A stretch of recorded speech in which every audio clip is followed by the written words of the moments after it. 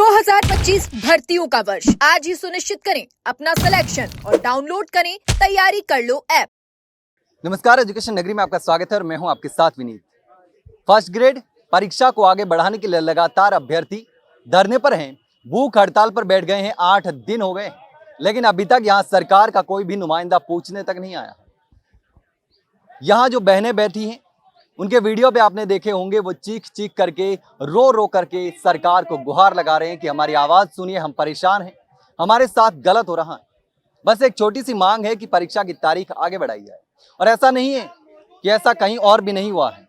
हरियाणा में सरकार ने फैसला लिया है और परीक्षा की तारीख आगे बढ़ाई है फर्स्ट ग्रेड की, लेकिन राजस्थान में अभ्यर्थी सड़कों पर हैं। राजस्थान का युवा संघर्ष कर रहा है, लेकिन सुनने वाला कोई नहीं है, पूछने वाला कोई नहीं है।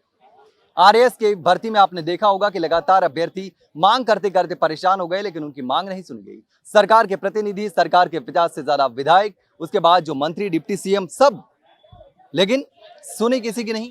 यहाँ देख सकते हैं जो बहनें बैठी हैं, महिला अभ्यर्थी बैठी हैं, लगातार सरकार से गुहार लगा रही हैं। भूख हड़ताल पर अभ्यर्थी बैठे हुए हैं जिनकी तबीयत लगातार खराब हो रही है, लेकिन अभी तक कोई भी पूछने नहीं आया है।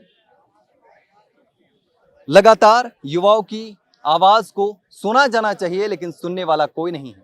सिर्फ और सिर्फ यहाँ पर धरने पर बैठे हैं और सरकार से मांग ही कर रहे हैं कि हमारी छोटी सी मांग है, उसको पूरा कीजिए, क्योंकि मांग जायज है। दोनों परीक्षा एक साथ हो रही है, एनटीए की यूजीसी नेट और फिर फर्स्ट ग्रेड की परीक्षा, तो दोनों परीक्षा एक साथ कैसे दे सकते हैं, क्योंकि दोनों में से एक न एक परीक्षा छोड़नी पड़ेगी।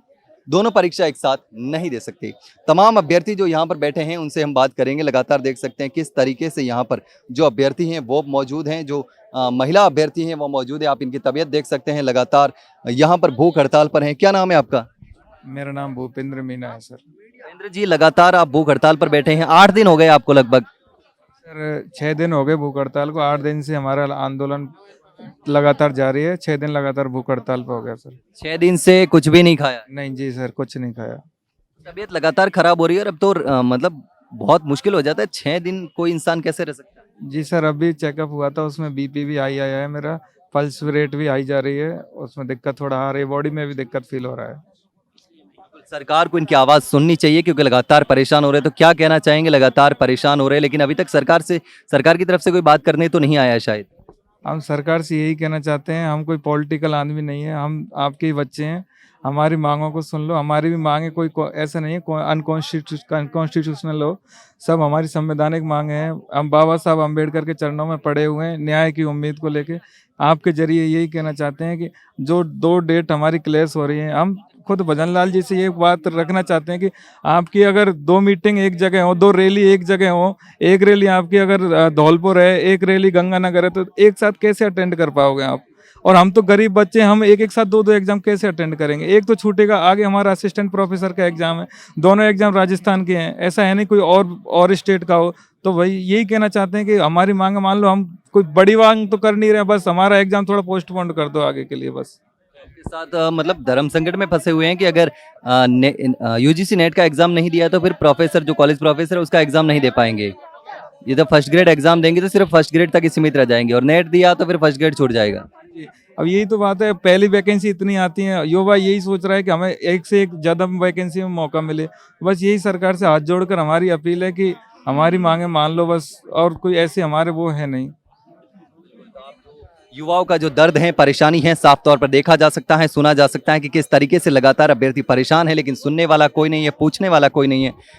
आप कितने दिन से यहाँ पर बैठे हैं? लगातार सरकार से गुहार भी लगा रहे हैं आप, तो वीडियो भी शायद बनाए थे जिसमें आप लगातार सरकार से गुहार लगा रहे हैं। भूख हड़ताल पर बैठे हैं आप? नहीं, मैं भूख हड़ताल पे नहीं हूँ, पर मैं इस आंदोलन धरने में, मतलब जब से ये स्टार्ट हुआ है, हम मतलब डेली यहाँ पे धूप में बैठे हैं, रात को 2-2, 3-3 बजे तक यहाँ बैठे रहते हैं, पर अभी तक प्रशासन हमारी एक भी नहीं सुनने आया है। मतलब एक कोई जनप्रतिनिधि तभी चुनते हैं हम कि जब हमारी मांगे सुनी जाए, पर हमारी मांगे एक भी नहीं सुनी गई है। मैं अपीयरिंग वाली छात्रा हूँ, मेरे पास कोई ऑप्शन नहीं है कि मैं अदर कोई एग्जाम दे सकूं। मेरा नेट भी छूट रहा है, मेरा फर्स्ट ग्रेड भी छूट रहा है, और मेरे घर वाले लड़कियों के पास ऑप्शन ही इतने होते हैं। मेरे घर वालों को नहीं पता है कि मैं यहाँ पे धरने पे बैठी हूँ। मैं उनको तो पता है ना कि मैं तैयारी कर रही हूँ, पर ये नहीं पता कि मेरा फ्यूचर क्या है। मेरा फ्यूचर ही नहीं है, मतलब आगे मेरा ना तो नेट दे पाऊंगी, ना मैं फर्स्ट ग्रेड में एलिजिबल हूँ। प्लीज हमारी सरकार से और कोई मांग नहीं है, हमें भी शौक नहीं है कि हमारी एग्जाम आगे जाए या और कुछ हो, पर हमारे बच्चों का क्या 10-10 हजार देके यहाँ पे रुकना कौन चाहता है। बच्चे यही चाहते हैं ना कि हम जल्दी से जल्दी हमारा एग्जाम हो और हम यहाँ से जाए। ये कौन बच्चा ये 10-10 हजार यहाँ पे देगा, किसी का शौक नहीं है। हमारे घर वालों का इतना नहीं है कि हम ये दे सके। वो अभी तक हमारे पास एक भी जनप्रतिनिधि यहाँ पे आके बात नहीं किया है। हम पता नहीं कहाँ कहाँ खुद बच्चे जा रहे हैं, बच्चों को कोई रोजगार नहीं है उनके पास, जो वो मतलब गाड़ियां वगैरह लेके उनसे मिलने जा रहे हैं। उनको हमारे पास आना चाहिए। जब उनको वोट लेने होता है तब तो वो डेली अपनी गाड़ियों से 5-5 दिन तक हमारे घर पड़े रहे, और अब हम उनके पास जा रहे हैं। मतलब जब जनता को जरूरत होती है ना, तो उनके पास जाने की क्या जरूरत है। वो हमारी एक छोटी सी मांग को चाहे कैसे भी हो, मतलब हमारी एग्जाम कैसे भी आगे बढ़ाए। हमारी कोई सरकार नहीं है, मतलब बच्चों की कोई सरकार नहीं होती कि हम पॉलिटिक्स करने आए हैं, वो करना है। हमारी कोई भी मांग नहीं है। प्लीज हमारी सरकार से हम्बल रिक्वेस्ट है कि हमारा एग्जाम पोस्टपोन करे। तो काफी नुकसान हो रहा होगा, एग्जाम नहीं दे पाएंगे, अपियरिंग में है तो फिर जो रिजल्ट है वो नहीं आएंगे, उसकी वजह से एग्जाम से बाहर हो जाएंगे और ज्यादा नुकसान हो रहा है। और सुना है यहाँ पुलिस भी आई थी। हाँ, पुलिस आई थी, पर पुलिस हमारे साथ कुछ नहीं कर रही। मतलब हम वहाँ जनप्रतिनिधि से मिलने जाते हैं तो हमें गंदे गंदे सब बोलते हैं कि आपका बहुत हो लिया, आप प्रोटोकॉल से आओ। प्रोटोकॉल किससे ले हमें, जब पुलिस साथ नहीं दे रही, हमारा प्रशासन साथ नहीं दे रही, हम प्रोटोकॉल किससे ले। प्रोटोकॉल मतलब हम वो बोलते हैं प्रोटोकॉल से आओ, कौन से प्रोटोकॉल से जाए। हमारे से कोई बात करने तो आओ आप यहाँ पे, कोई सुनो तो सही। हमारी छोटी छोटी जो मांगे हैं वो सुनो तो सही। हम कोई प्रोटेस्ट मतलब शौक नहीं छड़ा हमें ये धरने पे बैठने का, प्रोटेस्ट करने का।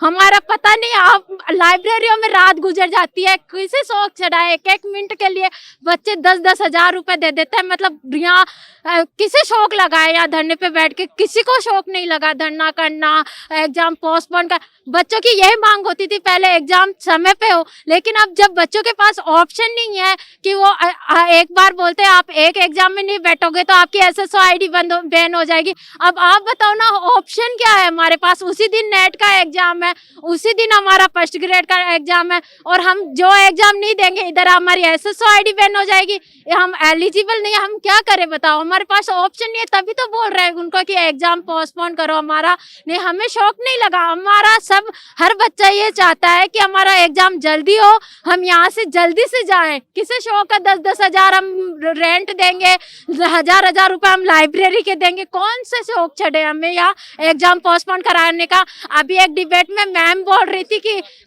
मतलब हम हर एग्जाम पोस्टपोन नहीं करा सकते, हर एग्जाम पोस्टपोन कराने की मांग कर रहा है। अरे हमें शौक नहीं चढ़ा है एग्जाम पोस्टपोन कराने का कि जो हम यहाँ 10-10 हजार रुपए रेंट का दे और यहाँ पे पड़े रहे। हमें साल 2-2 साल हो गए घर वालों को छोड़े हुए, ये हमें शौक नहीं चढ़ा। और लड़कियों के पास तो यही ऑप्शन है कि घर वाले बोलते तेरे पास लास्ट ऑप्शन है, तू कैसे भी ये पढ़ के आ जाए, ये लास्ट ऑप्शन है। तो बताओ हम क्या करें। सरकार हमें इसका जवाब तो देना कि कुछ ना कुछ हमें यहाँ आके हमसे थोड़ी बहुत बातचीत तो करे ना। यहाँ अभी तक हमको 10-12 दिन हो गए, कोई भी कैंडिडेट बुलाने पे नहीं आ रहा। वहाँ बाकी बात जाके करते, पुलिस वाले हमें पहले ही बोल देते अब नहीं आ सकते, आप एक बार आ गए अब नहीं आ सकते, इस एरिया में अब नहीं घुस सकते, हम आपको बहुत देख लिया। ये कौन सा जनप्रतिनिधि होता है, मतलब ये कौन से हमारे अधिकार नहीं है कुछ। हम क्या ये देश के नागरिक नहीं है क्या? हम मतलब टेररिस्ट, उसको भी तो थोड़ा बहुत मतलब होता है ना। हमें यही समझ में नहीं आ रहा कि हम क्या मांगे कर रहे हैं। ये हमारी मांग ना जायज हो या कुछ ऐसे हो तो बोले सरकार हमें कि ये आपकी गलत मांग है या आपकी पूरी नहीं हो सकती, पर हमारी गलती तो बताए कि गलती कहाँ है। तो किससे मिलने आप गए थे जहाँ पुलिस द्वारा रोका गया कि आप बार बार मत आइए? हम गए थे मतलब इधर इसी जहाँ पे जो सभी मंत्री वगैरह रहते हैं, हम वहीं पे ट्राई किया था, पर हमारे को मतलब पुलिस वालों ने भी इतना लताड़ा कि आप इस एरिया में नहीं आ सकते वापिस से। तो हम बोल रहे हैं ना कि हमें प्रोटोकॉल दो, हम कोई गलत चीज थोड़ी ना करना चाह रहे हैं कि हमें प्रोटोकॉल ना, कि हम नहीं लेंगे, हम ऐसे दंड करेंगे। हम कूच के लिए बोल रहे हैं कि कूच करेंगे। अरे प्रोटोकॉल तो दे दो हमें, हम कोई गलत मांग थोड़ी ना करने जा रहे हैं। वहाँ पे भी तो हम 5-5 जने बात अपनी रखने ही तो जा रहे हैं। या तो फिर वो आप हमारे से यहाँ आके मिल ले, हम क्यों जाना वहाँ पे गाड़ियों का किराया लगा के उनके पास। अब वो आप हमारी एक ही मांग यहाँ सुन लेंगे आराम से। हम कुछ नहीं चाहते, बस सरकार हमारी बातें सुने और गलत मांग हो तो वो हमें बताए कि आपकी गलत मांग है, लेकिन हमारी बात तो सुने, उनके कानों में तो पड़े थोड़ी बहुत बात। तो आप ये दर्द है साफ तौर पर सुन सकते हैं कि किस तरीके से लगातार जो अभ्यर्थी हैं वो परेशान हैं। आपका कब से बैठे हैं यहाँ पर?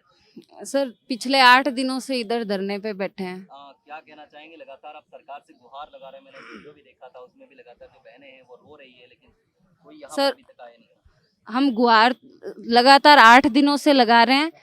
अब हमें एक ही उम्मीद है कि सरकार हमारी जल्द से जल्द, हमारी मांग गलत नहीं है, अगर हमारी मांग गलत है तो हम सरकार से, आरपीएससी से, हम दोनों से पूछते हैं। अगर मांग गलत है तो हमें आंसर तो करे कि मांग गलत है। ऑपरेशन सिंदूर की वजह से हमारी यूनिवर्सिटी की एग्ज़ाम पोस्टपोन हुई। अब वो तो नेशनल इशू था, इंटरनेशनल इशू था, उसमें हमारी यूनिवर्सिटी की एग्ज़ाम्स आगे गई, तो उसमें हमारी क्या गलती? जिससे अपेयरिंग वालों की कुछ एग्ज़ाम्स, कुछ यूनिवर्सिटी की 1-1, 2-2 एग्ज़ाम्स बची है, किसी का रिजल्ट नहीं आया।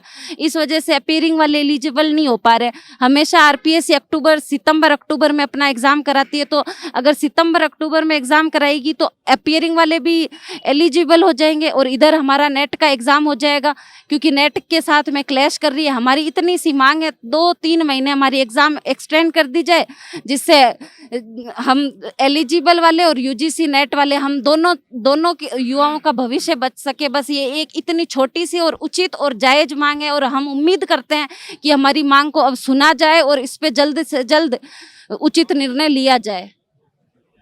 तो अपियरिंग में बच्चे जो हैं उनको भी काफ़ी नुकसान हो रहा है। देख सकते हैं लगातार जो अभ्यर्थी हैं वो यहाँ पर बैठे हुए हैं और किस तरीके से लगातार सरकार से गुहार लगा रहे हैं, लेकिन अभी तक कोई भी सुनने नहीं आया है। 8 दिन हो गए हैं यहाँ धरना चलते हुए और लगभग 6 दिन हो गए हैं जब से भूख हड़ताल पर बच्चे बैठे हुए हैं। तो क्या कहना चाहेंगे? लगातार धरने पर बैठे हैं और अभी तक यहाँ कोई बात करने नहीं आया है, जबकि यहाँ पुलिस आती है लेकिन कोई नेता प्रतिनिधि, जनप्रतिनिधि, मंत्री संतरी कोई नहीं आता। देखिए साहब, पुलिस की तो ऐसी बात है कि ये जो भारतीय जनता पार्टी की जो सरकार पिछले 1.5 साल से बनी है, तब से पुलिस ही आगे आती है बस।